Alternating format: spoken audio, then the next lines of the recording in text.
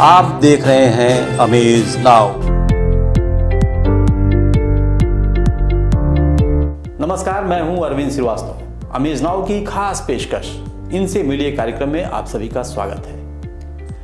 दोस्तों, आपको याद होगा पिछले सप्ताह हमारे इस कार्यक्रम इनसे मिलिए के गेस्ट थे राजल गुप्ता, युवा साहित्यकार लेखक राजल गुप्ता, जिनसे हमारी बातें पूरी नहीं हुई थी। तो इसलिए एक बार फिर आप सभी का स्वागत है और स्वागत है साहित्यकार लेखक राजल गुप्ता जी का।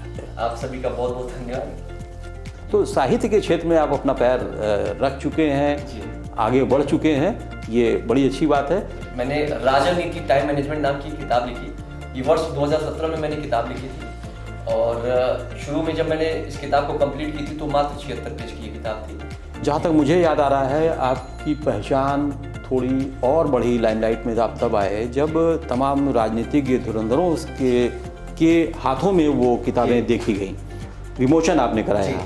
जो किताब है राजनीति टाइम मैनेजमेंट, जो मेरी दूसरी किताब थी, उसका विमोचन जो है वो उत्तर प्रदेश के माननीय मुख्यमंत्री श्री योगी आदित्यनाथ जी के द्वारा हुआ, जो कि बहुत बड़े सौभाग्य की बात थी पुस्तक के लिए। 17 अक्टूबर 2017 को इस पुस्तक का विमोचन हुआ। उसके बाद मेरी एक अन्य पुस्तक थी जिसका विमोचन तत्कालीन माननीय राज्यपाल श्री राम नाईक जी के द्वारा हुआ था राजभवन में। वहाँ पे भी मुझे जाने का अवसर मिला और सबसे खुशी की बात थी कि मैं अकेले नहीं गया, वहाँ पे अपनी माता जी को ले गया। अक्सर मैं जब स्कूल के दिनों में था तो पेरेंट टीचर मीटिंग में अपनी माता जी को ले जाया करता था।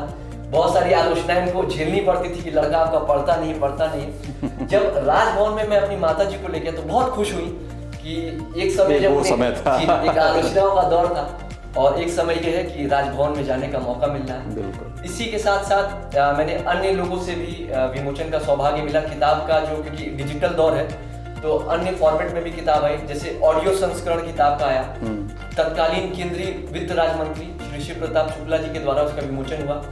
साथ ही साथ श्री रवि किशन जी के द्वारा, जो हमारे सम्मानित सांसद भी हैं और फिल्म अभिनेता भी हैं, इसका वीडियो संस्करण भी हमने लॉन्च करवाया। और भारत के माननीय उपराष्ट्रपति श्री वेंकैया नायडू जी के द्वारा भी राजनीति टाइम मैनेजमेंट को शुभकामना संदेश मिला। अच्छा, वो तो कहीं आपने अपने बुक में लगा रखा होगा। शुभकामना संदेश भी लगा रखा है। विमोचन जो हुआ उसके बारे में भी हमने जिक्र किया। प्रधानमंत्री कार्यालय के द्वारा भी शुभकामना संदेश प्रचारित हुआ। और किताब का जब अपडेटेड, जब जैसे मैंने आपसे चर्चा की 76 पेज की किताब थी, जब किताब अपडेट हुई 112 पेज की हुई, तब हमारे माननीय मुख्यमंत्री जी ने भी शुभकामना और आशीर्वाद दिया पत्र के माध्यम से। अच्छा, जो पहली बार विमोचन हुआ था उस समय मुख्यमंत्री योगी जी मुख्यमंत्री बन चुके थे या नहीं? जब पहली किताब राजनीति मेरी सोच मेरे विचार, मैंने क्या सीखा, जो 2016 में की थी, तो उस समय मुख्यमंत्री नहीं थे। 2017 में जो मेरी दूसरी किताब है तब वे मुख्यमंत्री बन चुके थे और उसके बाद भी उन्होंने किताब को आशीर्वाद दिया और आज किताब बहुत सफल है, पाठकों के लिए बहुत ही उपयोगी साबित हो रही है। अच्छा, इन तमाम राजनेताओं, राजभवन तक आपने सफ़र तय किया इस किताबों के विमोचन के लिए। आपको याद होगा कि किन हस्ती तक, किस राजनेता तक पहुंचने में आपको काफ़ी मशक्क़त उठानी पड़ी? टाइम मैनेजमेंट की बात कर रहे हैं तो थोड़ा समय भी आपका लगा होगा, तो कौन से ऐसी हस्ती थी जहाँ पर आपको काफ़ी समय लगा हो? देखिए, युवाओं को मैं एक संदेश भी देना चाहता हूँ आपके सवाल के माध्यम से। ज्यादातर युवा पहली बार में कोशिश करके छोड़ देते हैं। अगर कोई काम नहीं होता है तो पहली बार में कोशिश करके छोड़ देते हैं। सबसे ज्यादा जो समय लगा वो माननीय राज्यपाल जी का समय लेने में लगा और करीब मैं 4-5 महीने तक प्रयासरत रहा। और उसमें श्री मनोज सिंह जी हैं, एक हमारे शुभचिंतक हैं, उनका भी मैं आभार व्यक्त करना चाहूँगा। उन्होंने मुझे प्रोत्साहित किया कि लगे रहो और करीब 4-5 महीने तक मैं लगातार लगा रहा। और आप राज्यपाल महामहिम राम नाईक जी की बात कर रहे हैं? किसकी बात कर रहे हैं? राम नाईक जी का जब विमोचन का जब समय लेना था उनसे, अच्छा, तो 4 से 5 महीने का समय लगा।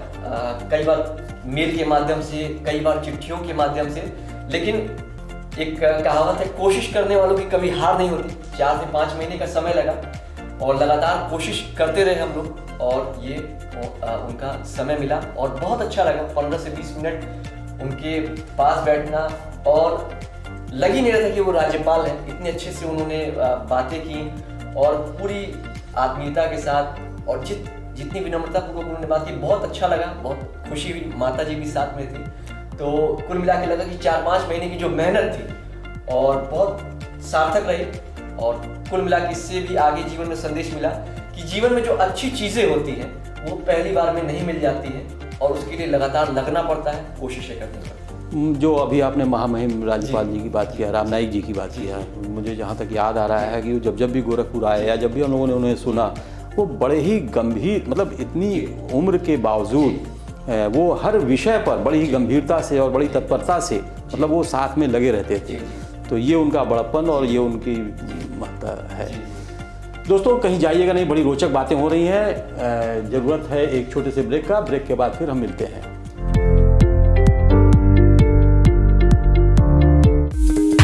वेलकम टू जया शक्ति इंफ्राकॉन LLP। 5 अलग अलग साइट्स चल रहे हैं गोरखपुर और बस्ती जनपद में। हर प्रोजेक्ट पर पाएं कम दाम में प्लॉट या बनवाएं अपने सपनों का आशियाना। Ayush golf city, Sunauli road, Gorakhpur. Ayush residency, Karjaha, Gorakhpur. Ayush smart city, Sonbarsa, Gorakhpur. Ayush global city, Marapar, Gorakhpur. Ayush green city, Parsa Jafar, Basti. हर प्लॉट की रजिस्ट्री पर मिलेगा सोने का एक सिक्का। नमस्कार, हम जया शक्ति इंफ्राकॉन से। हमारा प्रयास है कि हर आय वर्ग को आवास उपलब्ध कराया जाए। आयुष सिटी का सपना, सबके पास हो घर अपना।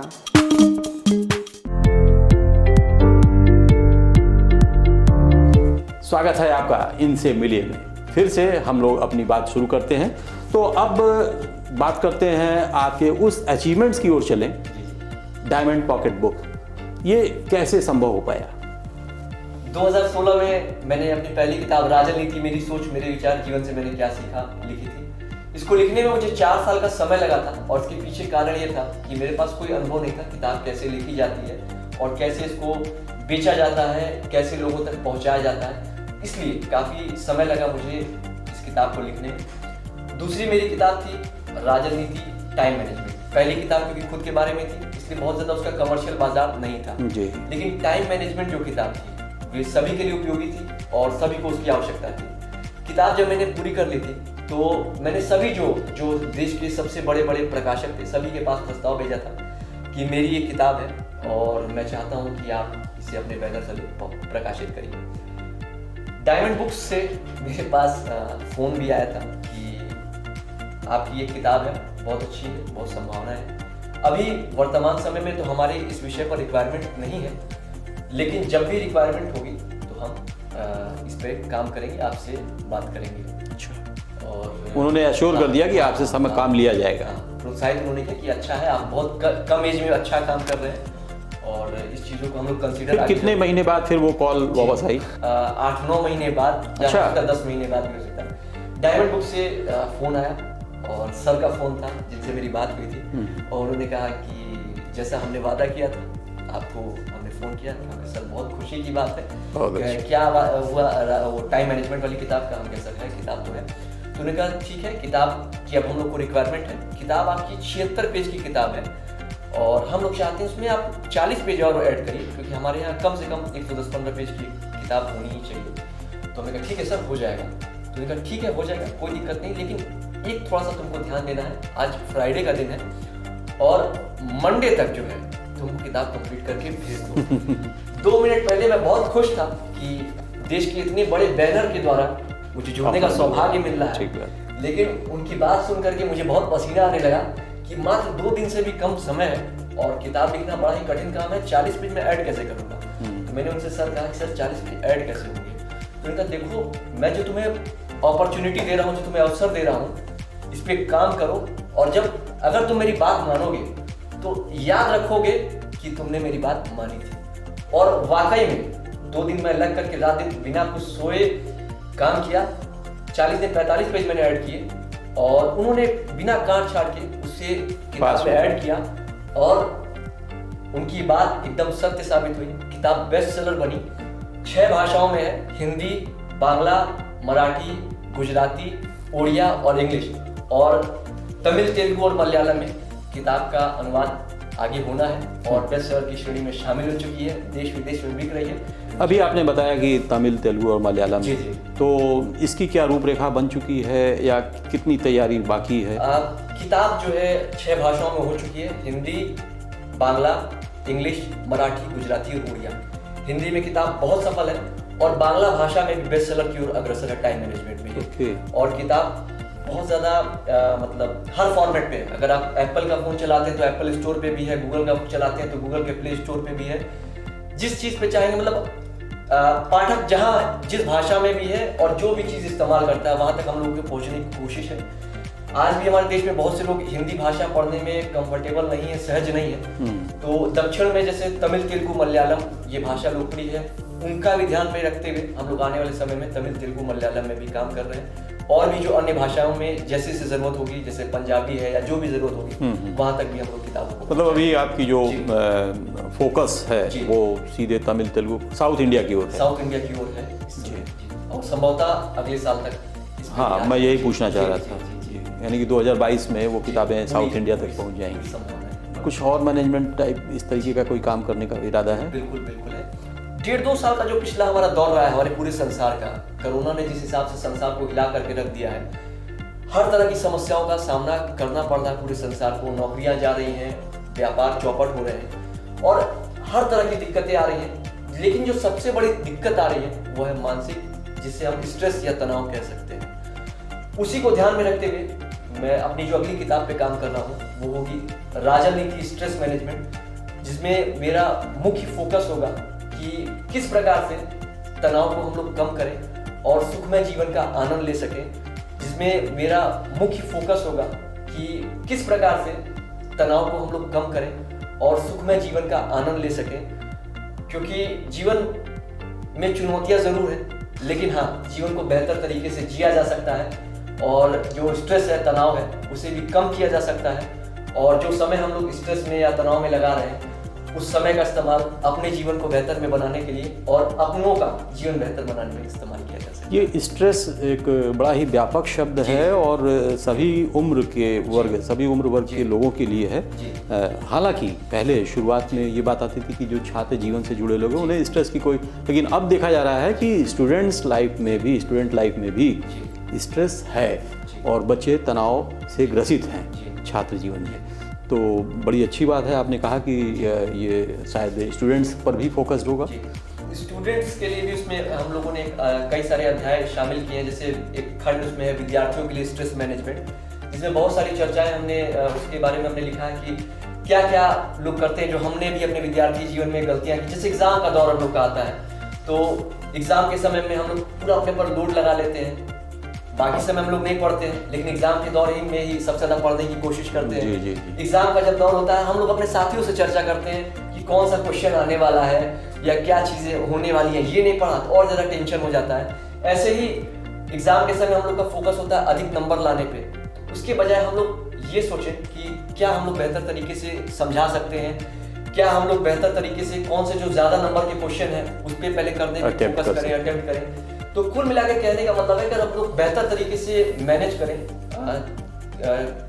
अपने एग्जाम को, अपने स्टूडेंट लाइफ को, तो भी हम लोग एक अच्छा रिजल्ट पा सकते हैं, अपने तनाव को कम कर सकते हैं। और स्टूडेंट लाइफ में हम लोग अपने माता पिता से कम्युनिकेट नहीं करते, ये भी एक बहुत बड़ी गलती होती है। माता पिता भी प्रेशर कई बार बना देते हैं नंबर के चक्कर में और कई बार अपने बच्चे को नहीं समझते कि उसका लेवल क्या है और उस लेवल को न समझने के कारण वो सोचते हैं कि हमारा दूसरा बच्चा इतना नंबर ला रहा है तो हमारा ये बच्चा भी इतना नंबर ला सकता है। तो कई बार गलत कंपैरिजन नहीं होना चाहिए, बच्चे का लेवल का आकलन करने के बाद ही उसका कंपैरिजन होना चाहिए। और एक और बात जो गार्जियन से शेयर करना चाहूँगा कि मेरे जो दादाजी ने किया, स्वर्गीय राधेश्याम गुप्त जी, उनका नाम मैंने अब तक इस इंटरव्यू में नहीं लिया था जी। उन्होंने जो एक सबसे बड़ा सपोर्ट मेरे लिए जो किया था वो ये था कि उनका जो प्यार का जो लेवल था वो कभी कम नहीं होता था। चाहे मैं सफल हूँ असफल हूँ, 6 फेल हो जाऊँ, 100 में 1 नंबर पाऊँ, उनका प्यार वैसे ही रहता। तो कम से कम मुझे हौसला मिलता था कि संसार में कोई एक ऐसा व्यक्ति है जो मुझे हमेशा मैं जैसा हूँ वैसे ही मुझे प्यार करता है। और उनका हौसला था कि मुझे हमेशा सपोर्ट करते थे। जब मैं असफल होता था तब भी मुझे बार बार वो कहते थे हमारा बाबू है, हमारा खूब नाम करेगा, हमारा बाबू हमारा खूब नाम करेगा। हमको लगता था शायद मजाक कर, लेकिन बार बार वो कहते थे लगातार इतने बार कहते थे कि मेरे दिमाग में कहीं ना कहीं बैठ गया।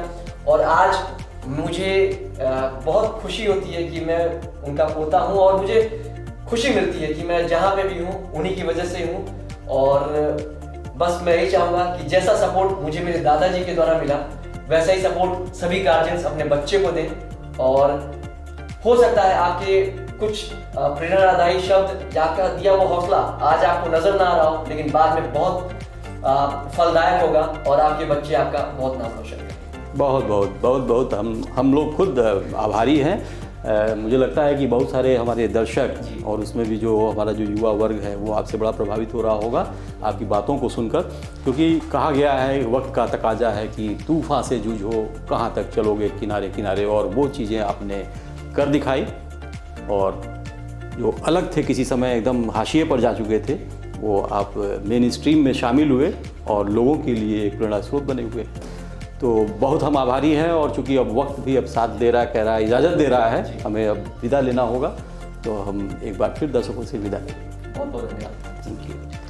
दोस्तों, ये थे राजल गुप्ता जो अपना पैर साहित्य के क्षेत्र में अंगद की तरह जमा चुके हैं। इन्होंने बड़ी अच्छी अच्छी बातें कही। उसमें जो हमें सबसे ज़्यादा प्रभावित करने वाली बात ये थी, जो हमने नोटिस किया वो ये था कि इनके दादाजी का इन पर आशीर्वाद ना होता तो शायद ये कुछ और होते। जैसा कि हमारे पूर्व राष्ट्रपति सर्वपल्ली डॉक्टर राधाकृष्णन ने भी कहा था कि साहित्य का कर्तव्य सिर्फ ज्ञान देना ही नहीं है, बल्कि एक नया वातावरण तैयार करना है। ये बातें कम से कम 60-70 साल पहले कही गई होंगी।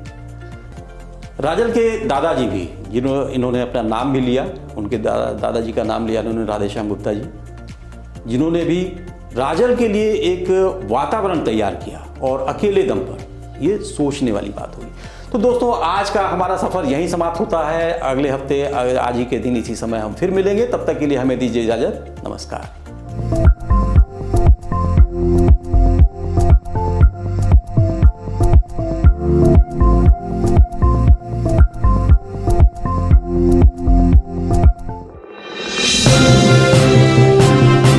आप देख रहे हैं अमेज नाउ।